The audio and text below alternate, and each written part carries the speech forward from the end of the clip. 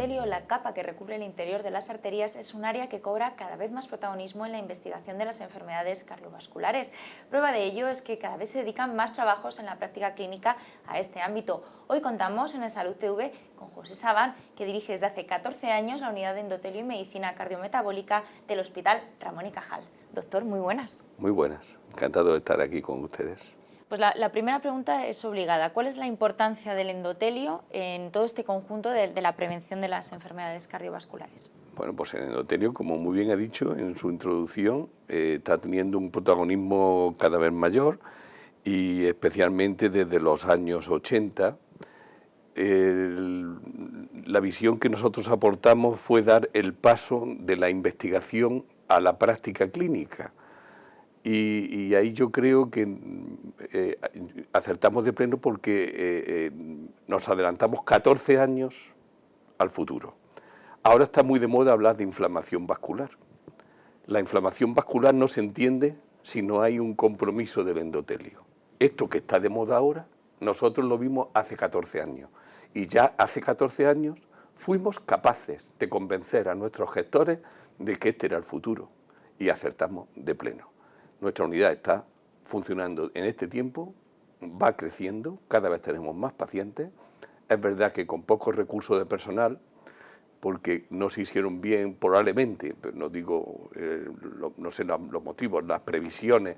Nosotros también desconocíamos el éxito que íbamos a tener, se hicieron unas previsiones de personal y nos hemos quedado cortos. Pero bueno, yo creo que no es el momento de hablar de este tipo de circunstancias, sino de darle el protagonismo realmente a lo que lo tiene, al endotelio. Esa capa de revestimiento interno no es una capa física de simple revestimiento como se pensó durante muchos años, sino que es una capa funcional, de tal manera que si el endotelio no funciona, la arteria no funciona. Y si las arterias no funcionan, mal nos va, porque está en juego el riego de nuestro propio corazón y, por tanto, está en compromiso nuestra propia vida. ¿Cuál es un poco la diferencia entre la medicina cardiometabólica y la medicina cardiovascular? Pues muy interesante la pregunta. Mucha gente se cree que hace una medicina cardiovascular, que hace una medicina cardiometabólica haciendo simplemente una medicina cardiovascular clásica, y no es verdad. Para hacer medicina cardiometabólica moderna, en el contexto y en el concepto americano actual, tienes que estudiar la inflamación, tienes que estudiar el estrés oxidativo y tienes que manejar técnicas objetivas de daño del endotelio.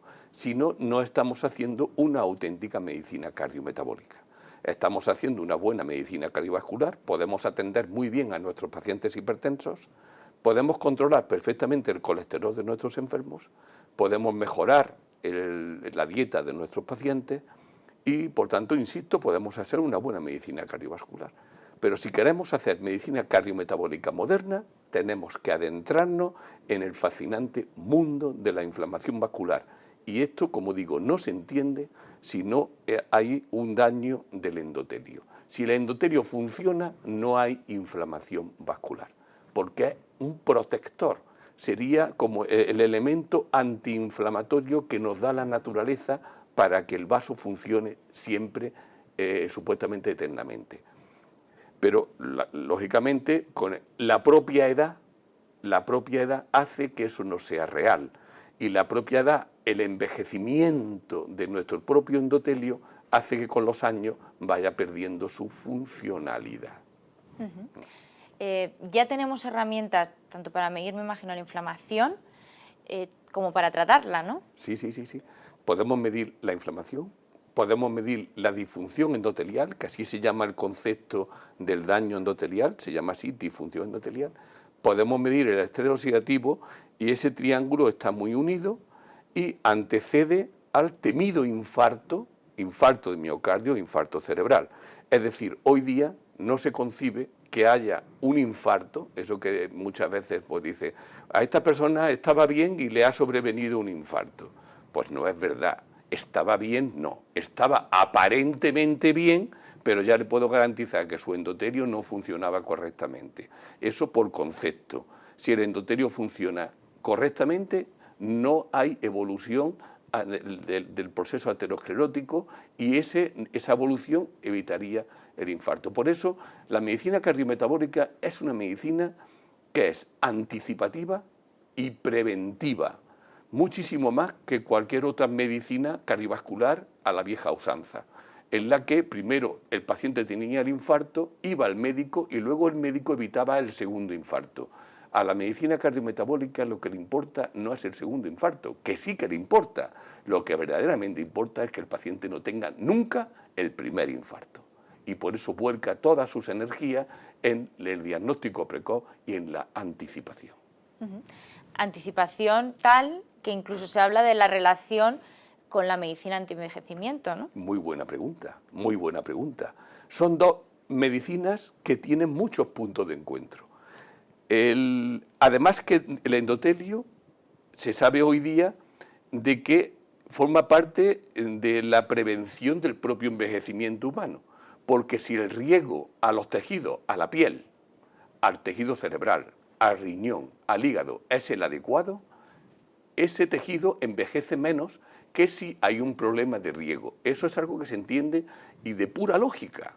Por eso hoy día los centros más importantes de investigación del envejecimiento humano, como por ejemplo el que está en Baltimore, tienen muy en cuenta la llamada teoría vascular del envejecimiento, que pasa por la preservación y el funcionamiento adecuado del endotelio.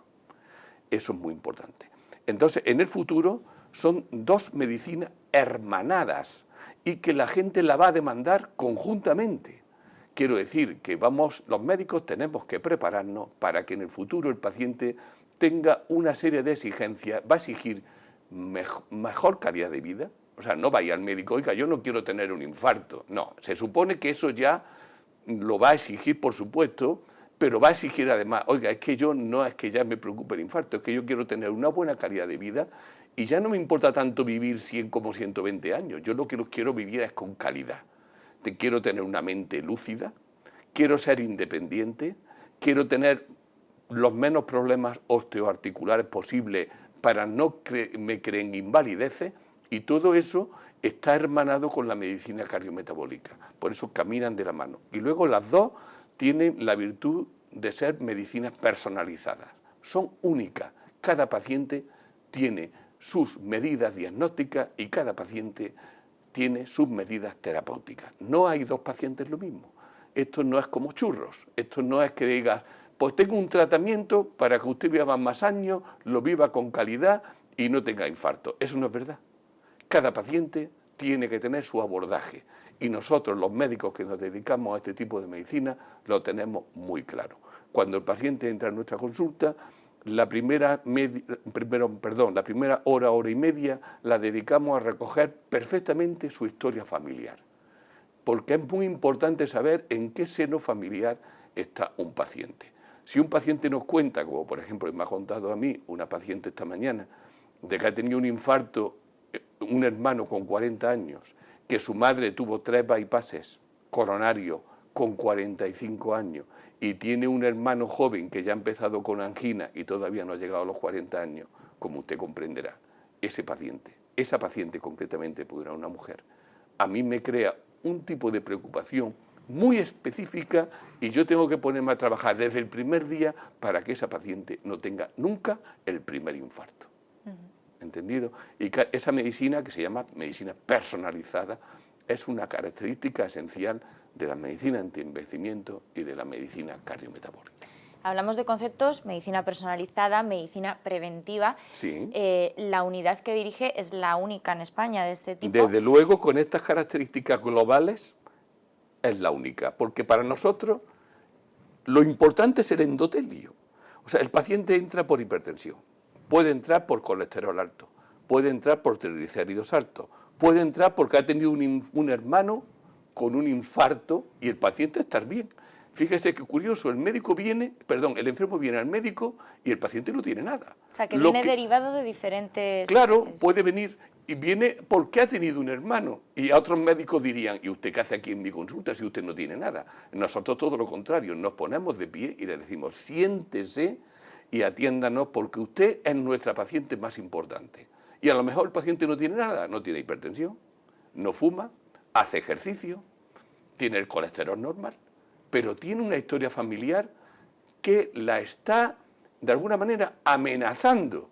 Y la medicina convencional a ese tipo de paciente no le hacía ni caso.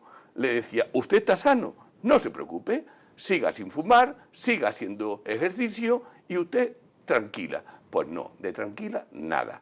Hay que hacerle estudios genéticos, hay que hacerle estudios objetivos de daño endotelial, de inflamación, de estrés oxidativo y ponernos a trabajar. Y aunque el paciente no tenga el colesterol alto, no fume y haga ejercicio, por ese paciente muchas veces podemos hacer muchas cosas. Y el paciente, desde luego, le puedo garantizar que sale más tranquilo de nuestra consulta, se siente vigilado. Nosotros nos damos de alta nunca a nuestros pacientes, siempre a cada uno le ponemos un tiempo de revisión, de tal manera el paciente nunca se siente desprotegido y además tenemos un sistema de llamada telefónica para consultarnos las dudas. Hacemos una educación a los pacientes individualizada, para eso contamos con una enfermera y media, le digo lo de y media porque en el hospital hay una enfermera que nos la pone todos los días y otra solo 2 días a la semana porque entiende que tiene que hacerlo así. Yo puedo discrepar de ese enfoque, pero bueno, yo creo que necesitaríamos 2 enfermeras permanentes porque nuestra labor es muy importante porque estamos ahorrando muchísimo dinero al sistema de salud. Por ese lado, sería conveniente que este tipo de unidades se extendieran más, ¿no? por el territorio. Lo que pasa es que estamos hablando de recursos y ya sabemos que estamos en una época complicada, ¿no? Para el tema de los recursos. Claro, y la prevención no vende. La prevención no vende. ¿Qué es lo que vende en la sanidad? Vende la cirugía, las listas de espera quirúrgica y todo eso. La prevención no vende. No vende porque no ha sido promocionada. No ha sido promocionada en las universidades, no ha sido promocionada en las escuelas, no se promociona en las revistas de salud adecuadamente. Ahora todavía un poquito más en los últimos años y se hace mucha más labor incluso desde la prensa no profesional que desde la propia prensa médica, en los que los capítulos y los temas tratados de prevención ocupan las menos páginas, ¿no? Insisto que en eso chapó, porque en la prensa no médica o paramédica se está haciendo una labor de prevención mucho más importante que la que se hace en la propia prensa médica. Y la prevención no vende y no hay una demanda. Y entonces nosotros, porque la creé yo y la peleé yo, a mí me hacía muy poco caso. Yo parecía un médico loco que decía que la asistencia no era lo importante. Yo no decía que la asistencia no fuera importante. Yo lo que quería decir es que es mucho más importante que asistir a un enfermo con un infarto de miocardio, es que ese enfermo no lo tuviera nunca. Pues eso me costó muchos años y he sacrificado gran parte de mi vida a convencer a los políticos en aquellos momentos para que me hicieran caso y que nuestra unidad sea una realidad y un ejemplo. Desde luego es un ejemplo a mitad y además, de hecho, la prueba está en que crecemos sin parar. Nuestro crecimiento es un crecimiento espectacular. Tenemos unos números que asustan, cómo crecemos desde el año 2008 que tenemos las instalaciones, empezamos en el 2000 con unas pequeñas instalaciones, desde el 2008 tenemos unas muy buenas instalaciones y crecemos sin parar porque son los propios pacientes los que a su vez están creando un clima en los propios centros de salud porque quieren que ser asistidos por nosotros. En vez de ir a un médico que le vea la tensión, a un médico que le vea el colesterol, a un médico que le ponga la dieta para bajar peso, a un médico que le diga cómo puede combatir el dolor del infarto de miocardio, lo que quiere es ir a un médico que le trate todo conjuntamente, que además le diga cómo está el endotelio y que, por tanto, afine muchísimo más en el riesgo futuro de tener un segundo infarto de miocardio. La asistencia es una pata, pero también las otras patas son la docencia y la investigación. Sí. ¿Cómo está ahora mismo la unidad en este sentido? Pues más bien regular mal. No me gustaría decirle esto, pero es la realidad. ¿Por qué? Porque no hay residentes para una unidad como la nuestra. Nosotros formamos parte de un servicio de medicina interna, pero que el servicio de medicina interna tiene una ocupación 99,99% asistencial. Y los residentes se destinan a hacer ese tipo de labor asistencial. Entonces, no se contempla la opción de que los residentes pasen por una unidad en lo que lo importante es la prevención. No tenemos residentes. Tenemos estudiantes de biología, eso sí, afortunadamente este año tenemos un convenio con la Universidad Autónoma y la universidad de biología tenemos continuamente estudiantes de biológica, y luego yo también, algunos estudiantes de medicina me corresponden por ser profesor de la Universidad de Alcalá, y algunos estudiantes también tenemos en la unidad, pero residentes no tenemos, y es muy triste, eso es muy triste. Y por otra parte me hablaba de la investigación hacemos lo que podemos. Se nos exigen resultados cuando resulta que no tenemos personal. ¿Cómo se nos van a exigir resultados? Por ejemplo, yo le puedo decir que en la Universidad de Maastricht hay 35 personas trabajando en una unidad como la nuestra. Nosotros somos 2 médicos y una enfermera y media. La Universidad de Maastricht publica muchísimo, pero tiene 33 personas dedicadas, gran parte de ellas a la investigación. Solo ahora mismo el grupo probablemente en Europa que más publica en investigación en el endotelio. Nosotros no podemos competir. No podemos competir con ese tipo de unidades en las que se vierten una enorme cantidad de recursos de investigación. Nosotros los recursos humanos los empleamos fundamentalmente en la asistencia porque es por lo que el hospital nos paga y nos exige. Nosotros la investigación es una exigencia que nosotros nos proponemos a nivel personal y de alguna manera tenemos que ser capaces de hacerla, pero yo ya no sé cómo hacerlo. No sé cómo hacerlo porque con la crisis han caído las donaciones, los ensayos clínicos están bajo mínimos, nosotros hacíamos muchos ensayos clínicos, pero ahora la crisis ha afectado mucho al sector de los laboratorios y yo ya no sé de dónde sacar los recursos. Y yo tengo un personal a mi cargo que le tengo que pagar yo. O sea, todo el personal investigador no depende del hospital, le tengo que pagar yo. Yo soy el responsable de buscarle los recursos y mis fuentes se han agotado. Yo ya no sé dónde recurrir. ¿Entiende? Entonces tenemos gravísimos problemas para hacer una investigación competitiva y que nos posicione donde yo creo que merecemos. Doctor Sabán, pues esperemos que ese llamamiento funcione en los próximos meses, que se solucione la situación. Gracias por haber estado aquí en eSalud TV contándonos ese apasionante trabajo de la unidad. Muchas gracias. Gracias a ustedes.